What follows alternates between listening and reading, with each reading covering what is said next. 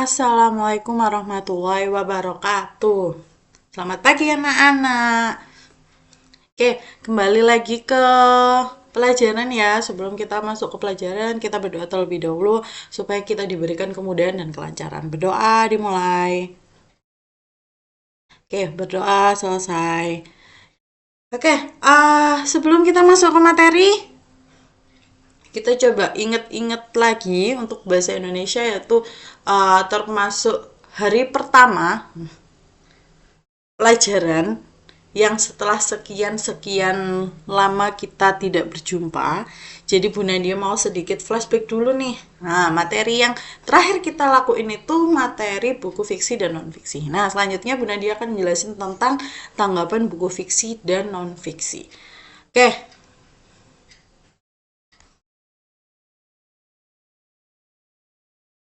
Buku fiksi dan non-fiksi.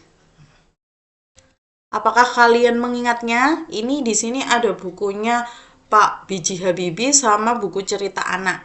Yang sebelah kiri ini bukunya Pak B.J. Habibie, yang sebelah kanan itu bukunya cerita anak dan ya terintegrasi nilai multikultural. Nah, dari keduanya masih udah ingat kan mana yang buku fiksi dan mana yang buku non fiksi?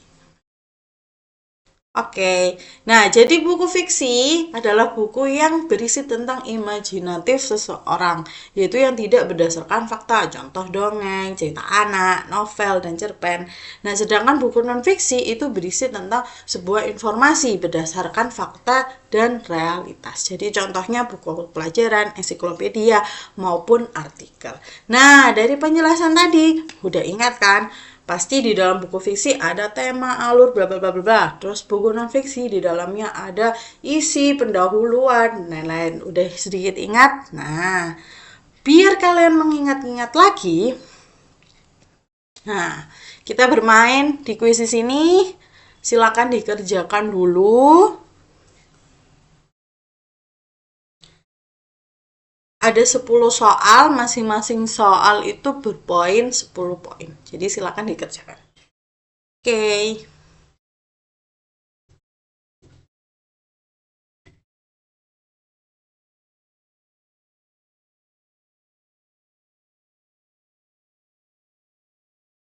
Oke, setelah kalian mengerjakan itu, sekarang kita masuk ke materi, yaitu tanggapan terhadap buku fiksi dan non-fiksi. Jadi kita lanjutkan ke materi setelahnya, yaitu tanggapannya itu ada dua, secara lisan dan tulis. Kalau secara lisan, berarti lisan, itu biasanya tanggapan ini diungkapkan secara langsung dengan melihat dari segi kelemahan maupun kelebihan si buku tersebut. Jadi diungkapkan, dijelaskan secara langsung dalam bentuk berbicara atau lisan. Nah, sedangkan kalau secara tulisan, biasanya tanggapan buku fiksi ini itu disajikan dalam bentuk resensi. Bu, resensi itu apa? Nah, nanti kita jelaskan. Nah, resensi ini yaitu tulisan sederhana yang berisi pendapat berdasarkan pengamat pembaca. Jadi pembaca mengomentari kira-kira isinya bagaimana, terus kurangnya apa, kelebihannya apa, tapi dalam bentuk resensi. Oke. Apa itu resensi? Resensi itu adalah penilaian terhadap sebuah karya yang dapat memberikan gambaran mengenai suatu isi karya. Karyanya itu bisa dalam bentuk buku fiksi maupun buku non-fiksi. Nah, sebelum itu kita latih dulu membuat sebuah resensi, tapi kalian harus membaca dulu buku atau sebuah cerita di dalam internet. Nah, kita membuat resensi, silakan mencari satu buku fiksi dari web https://budi.kemendikbud.go.id. Jadi nanti Bu Nadia bakal menjelaskan ini cara-caranya.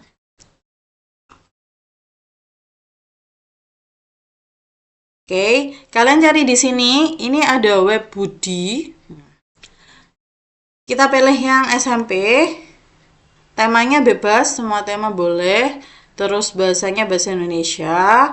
Formatnya dalam bentuk buku digital. Oke, cari Budi. Nah, lihat buku lainnya. Kalau nggak ada buku lagi, mungkin kalian bisa cari yang jenjangnya SD, boleh. Kan lebih ke fiksi ya. Nah, kalau jenjangnya SD itu nanti mereka ceritanya tuh banyak banget. Nah, kalian bisa cari di sini tentang fiksi. Nah, contoh adalah Milete Istimewa. Nah, di sini nanti kalian bisa baca sekarang.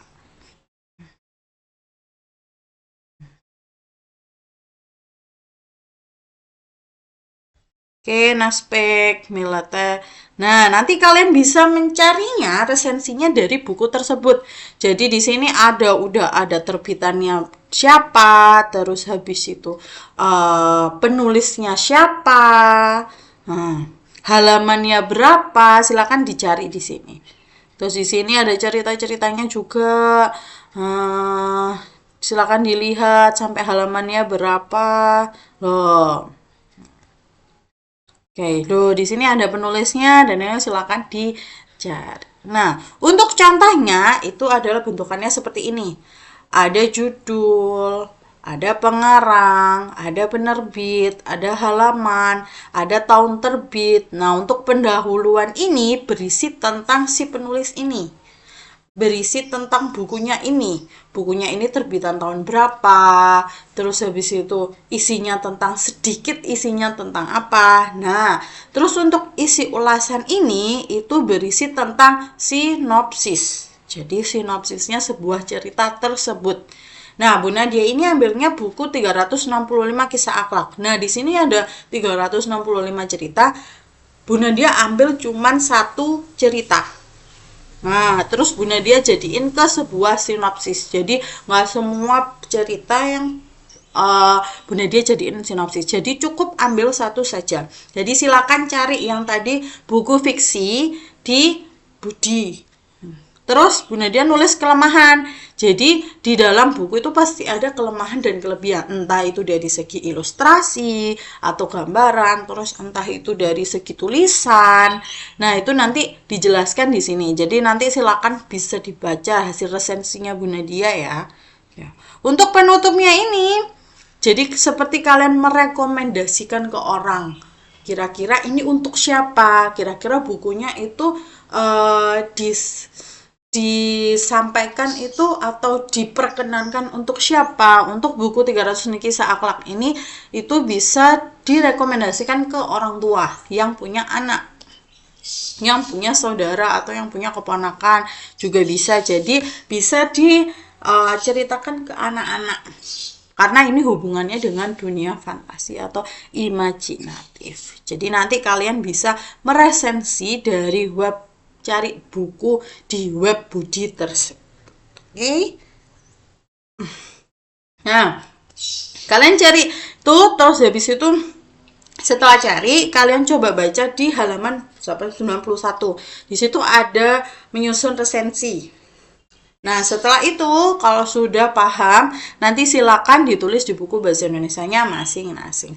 Nanti Bu Nadia bakal kasih satu link, di mana nanti itu pengumpulannya, jangan lupa difoto, terus dikumpulkan di link tersebut. Setelah itu, oke, terima kasih. Selamat mengerjakan, semoga dilancarkan, dimudahkan. Mohon maaf kalau hari ini Bu Nadia belum bisa mendampingi kalian. Jadi semangat ngerjain, kerjakan semaksimal mungkin. Oke, baik. Assalamualaikum.